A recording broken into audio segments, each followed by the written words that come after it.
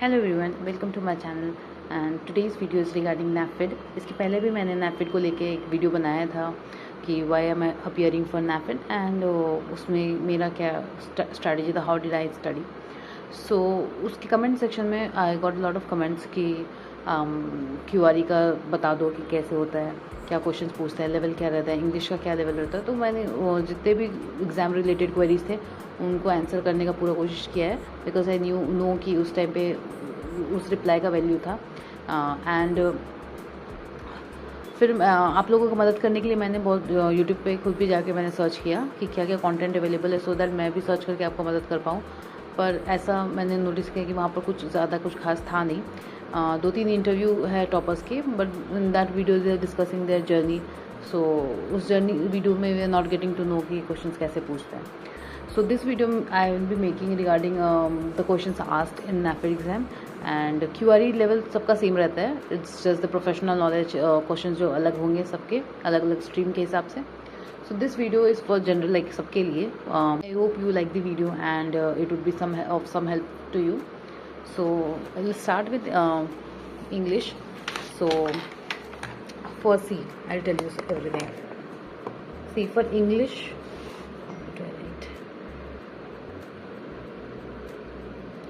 for English we get, before starting with English I'll tell you the pattern. इसमें क्या होता है ना, एक ही लेवल ऑफ एग्जाम होता है, इसके बाद इंटरव्यू होता है। तो इसमें सेक्शन ए होता है एंड सेक्शन बी होता है। उसमें बी तो प्रोफेशनल नॉलेज हो गया एंड बी तो प्रोफेशनल नॉलेज हो गया एंड ए इज़ क्यूआरई। इसका भी क्वालिफाइंग कट ऑफ होता है और इसका भी कट ऑफ होता है। सो ये 30 मिनट्स के होते हैं एग्ज़ाम और ये भी 30 मिनट्स दिया जाता है। इसमें 40 क्वेश्चंस होते हैं, अगेन इसमें भी 40 क्वेश्चंस होते हैं। इसका पर क्वेश्चन 1.5 मार्क्स होते हैं, तो ये टोटल 60 मार्क्स कंटेन करते हैं और इसका एक क्वेश्चन का 1 मार्क, तो ये 40 मार्क के होते हैं, तो टोटल 100 मार्क्स। अब इसका 70% वेटेज दिया जाएगा आपका फाइनल सिलेक्शन में और 30% वेटेज होता है इंटरव्यू का। ऐसे करके आपको टोटल 100 मार्क्स बनते हैं। अब मेरा एंड ओके, सो अब हम स्टार्ट करेंगे इंग्लिश से कि इंग्लिश में क्या क्वेश्चन पूछते हैं। देखो, इंग्लिश में पहले पूछते हैं कि एरर टाइप के क्वेश्चंस, कि इनमें से एरर फाइंड करो। जैसे इस बार के क्वेश्चंस में 5 क्वेश्चन ऐसे थे जिसमें ABCD, कोई भी एक सेंटेंस को 4 फॉर्म में ब्रेक किया जाता है, जिनसे थोड़ा पार्ट को A, फिर B, फिर C और D। You to find the error कौन से पार्ट में है, and if you don't think कोई एरर है तो they also give you option E which is no error, you can select that. तो ऐसे करके 4-5 क्वेश्चन होते हैं एरर फाइंडिंग पे। उसके बाद एक क्वेश्चन होता है कनेक्टर पे, जैसे कि 2 सेंटेंस दिए रहते हैं और उसमें बोलते हैं कि इस दोनों सेंटेंस को कौन सा कनेक्टर कनेक्ट करेगा, जैसे एंड, बिटवीन, व्हेन, व्हाइल, ऐसे टाइप का 3-4 ऑप्शन, 5 ऑप्शन रहते हैं। Okay, options, number of options fixed रहते हैं, that's 5। So third type is replace the phrase. Suppose I will give you an example for this, not able to write and handle camera both together. Suppose I'll be helping you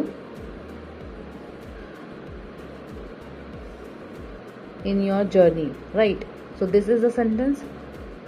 अब इसमें क्या होता है कि मान लो इसको highlight कर देंगे, विल बी हेल्पिंग को। ऑप्शन क्या देंगे, A will help, would help, B would help, ऐसे करके 5 ऑप्शंस बनाते हैं ये, एंड 5 या फिर 4 और 5वां रहता है कि नो एरर।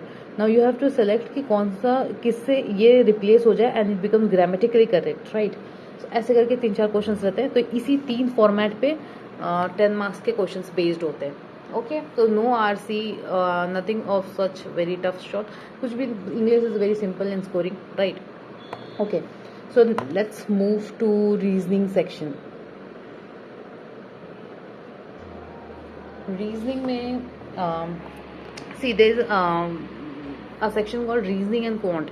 इसमें सिर्फ next will move to reasoning and quant section में 15 क्वेश्चंस पूछे जाते हैं जो कि 15 मार्क्स के होते हैं। सबसे पहला क्वेश्चन इज पजल, जो अराउंड 4 to 5 क्वेश्चंस कंटेन करता है। अब ये पजल भी ज़्यादा बड़ा नहीं होता है, इतने छोटे छोटे पजल होते हैं, ऑलमोस्ट बस इतने लेंथ के, एंड वो भी उतना इजी होता है। बट जैसे मैं अटेम्प्ट नहीं करती हूँ, बिकॉज क्या अगर मैं वहाँ पर नहीं बना पाई एंड आपके पास फिर इतना टाइम नहीं बचेगा कि आप दूसरी चीज़ों को बना पाओ, फिर अगर आपसे नहीं बना फर्स्ट गो में तो। ओके, सो इस बार जो क्वेश्चन पूछा गया था वो था डायरेक्शन एंड डिस्टेंस पे क्वेश्चन था रीजनिंग के ऊपर, जिसमें 5 पॉइंट्स थे, point A, B, C, D, E, F, और बोला गया था कि point A is 10 meters north to point B, point C is 20 meter south और ईस्ट और वेस्ट, समथिंग ऐसे ऐसे करके था। एंड नाउ टेल मी कि what is the direction of B with respect to point F. Okay, such simple question. सो बस इतना ही होता, उसमें बहुत इजी था उसमें, और एक ही क्वेश्चन था शायद डायरेक्शन डिस्टेंस पे, एक था अल्फा न्यूमेरिक सीरीज पे। इसमें ये क्वेश्चन था कि एक वर्ड दिया हुआ था एंड उसमें बोला हुआ था कि जितने भी वोवेल्स हैं उसको +1 जितने भी वोवेल्स हैं उसको change it into the next succeeding alphabetical order, and जितने भी कॉन्सोनेंट है उसको इन 1 प्रीसीडिंग अल्फाबेटिकल ऑर्डर उसको वो करना है change, and then arrange the alphabets in ascending order and then tell which one is 5th from the left end. Okay, ऐसे करके 5 ऑप्शन देते हैं वो लोग, एंड उसमें से एक सेलेक्ट करना है, वेरी इजी अगेन। तो ये था एक सिलोजिज्म पे बेस्ड था, एंड इसमें था कि यू हैव टू टेल कि कौन सा, सिंपल था ये, एंड कौन सा कंडीशन फॉलो, कौन सा कंक्लूजन फॉलो करता है। देयर वर ओनली 2 कंक्लूजन्स, इसमें से बताना है कि कौन सा कंक्लूजन फॉलो करता है। ओके, एंड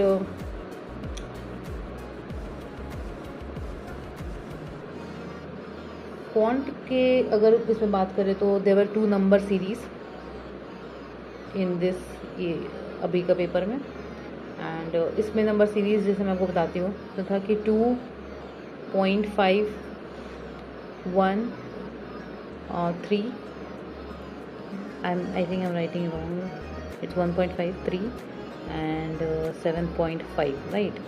तो इसमें we have to identify the wrong number. So if you look carefully,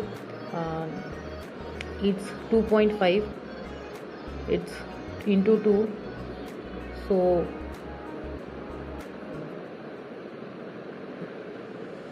wait, I think I have written something wrong. 1.5 या तो इसमें एक नंबर सीरीज था, मैंने वो थोड़ा सा गड़बड़ कर दिया। तो इसमें था 2, 0.5, 1, 1.5, 3, 7.5। यू हैव टू आइडेंटिफाई कि इसमें से कौन सा रॉन्ग नंबर है। तो अगर आप इसमें ध्यान से देखोगे तो ये 3 इंटू 7.5 2.5 होता है times, this is 2 times, and this is 1.5 times, and this should be 1 time. जिस वे से ये चलता जा रहा है इट शुड बी इंटू 1। सो पर ऐसा नहीं है, यहाँ पर 0.5 है। अगर ये इंटू 1 होता तो यहाँ पर 1 होता, यहाँ 1 होता तो ये 0.5 मल्टीप्लाई होता है एज पर द पैटर्न, और ये 2 इंटू 0.5 1 होता है। सो 1 शुड बी द आंसर, और यहाँ पर इसका मतलब रॉन्ग नंबर इज 0.5। तो इस तरह से हम लोग को रॉन्ग नंबर आइडेंटिफाई करना होता है। 2 नंबर सीरीज था, एक और ये था कि कुछ ऐसे फॉर्मेट दिया हुआ था नंबर का, और उसमें सबका डिफरेंस ऐसे करके, अगर आप डिफरेंस निकालते हो उन सबका तो ऐसे करके डिफरेंस आ रहा था 4, 16, 36, 64 एंड समथिंग लाइक 91 और something. Okay, but if you see कि द डिफरेंस, जो नंबर्स का डिफरेंस आ रहे थे, ये दिस इज़ 2 का स्क्वायर, दिस इज़ 4 का स्क्वायर, दिस इज़ 6 का स्क्वायर, दिस इज़ 8 का स्क्वायर, एंड देन उस पैटर्न से दिस शुड बी 10 का square, that is difference should be 100, but difference is 91। तो ये जो नंबर था, ये नंबर, बिकॉज ये गलत नहीं हो सकता, ये गलत होता तो फिर ये 64 भी गलत हो जाएगा। So this one is the number, जिसकी वजह से ये 91 नहीं, ओके 100 होना चाहिए था। So this is the wrong number. Okay, so ऐसा करके था। And 1 question was on mixture and alligation. Okay, ये क्वेश्चन मैंने देखा था, बट मिक्सचर एलिगेशन में इतना अच्छा नहीं है। खैर क्वेश्चन बहुत सिंपल था, बट टाइम नहीं रहता हर क्वेश्चन को अटेंड करने का। जिस चैप्टर में आपको थोड़ा सा लग रहा है ना कि आपका अच्छा, उसी को अटेम्प्ट करें। So 1 question was from partnership.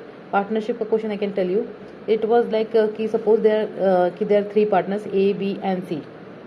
A invested 24,000 into the business, B invested 18,000, and C invested 12,000. And after 4 months, B added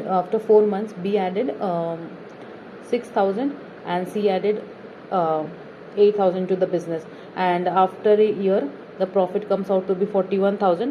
What is the share of C in that profit? We have to find out. Okay, तो इसमें कुछ इसको सब normally solve कर लो, तो कुछ भी ऐसा नहीं है, इसको आप मतलब कम भी कर सकते हो, मतलब क्या बोलते हैं इसको, जो भी होता है ना, इसको आप डिडक्ट कर दोगे ना तो ये सॉल्व ईजी भी हो जाएगा इसका fractions, and then you can solve it easily. ठीक है, एक ये क्वेश्चन था पार्टनरशिप पे. Okay, and will move forward to next question. That was on ratio. इसमें क्या था कि suppose a person is there, he earns some monthly salary, and उसका ये था कि suppose he gives 25% of his salary to his wife, and okay, 15% he gives to his 2 sons. Out of the remaining salary, he spends 20% on grocery, and if the remaining salary is 21,000, what is his monthly income? ये पूछा था question में. Okay, तो इसको कैसे करेंगे कि मानो उसका सैलरी 100 है, 25% वो वाइफ को दिया, 15% वो अपने 2 सन्स को दिए, 40% वो ने खर्च कर दिए, रिमेनिंग 60. ये क्वेश्चन सेइंग कि रिमेनिंग 20% स्पेंड्स ऑन ग्रोसरी. तो 60% का 20%, 12% ही spends on grocery. You don't have to find this figures. Okay, let it be. तो remaining is just 48%. If 48% is 21,000, because question में गिवन है कि 21,000 is the remaining salary with him. So if 48% is 21,000, how much is 100%? Just normal इसको कर लो and you'll get the answer. So that was the question. Okay, so now moving forward, there was a question on SI and CI. Again, I was not aware of the formula. जो 2 years related कुछ SI CI का question था, इसमें कुछ formula लगता है, direct answer आ जाता है. मैंने उतना रिवीजन नहीं किया था, तो वो फॉर्मूला मुझे याद नहीं था, मैंने उस क्वेश्चन को स्किप कर दिया. ये सब मिला के कुछ 15 क्वेश्चंस हो जाते हैं रीजनिंग एंड क्वांट के. तो एक तरफ से आपको आइडिया लग गया है कि कैसा टाइप का क्वेश्चन आता है. हम moving forward to part 3, that's DI. 3 DI आते हैं. पर DI पे 5 क्वेश्चंस रहते हैं. पर DI पे 5 क्वेश्चंस रहते हैं. That is on easy level, and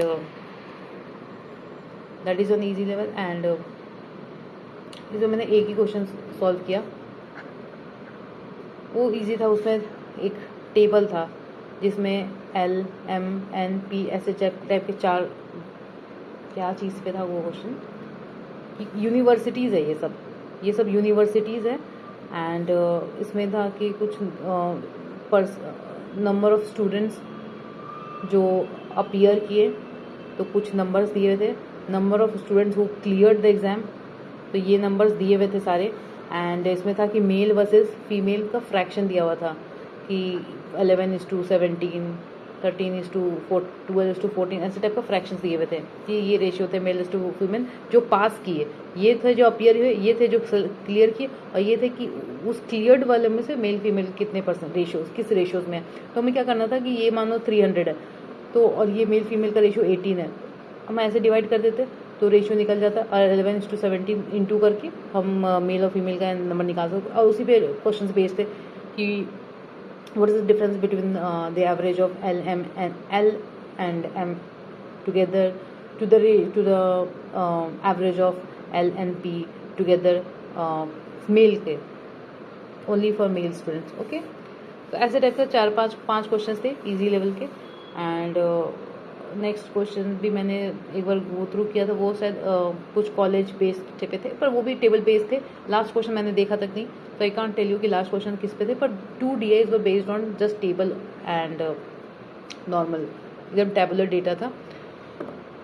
so this was the QRE part of NAFED, and I hope कि आपको थोड़ा ये इस वीडियो से थोड़ा सा आइडिया लगा कि कैसे NAFED में किस टाइप के क्वेश्चन पूछते हैं.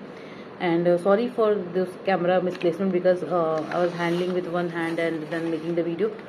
And that's all for the video. If you liked the video, please give it a like, and thank you so much for watching.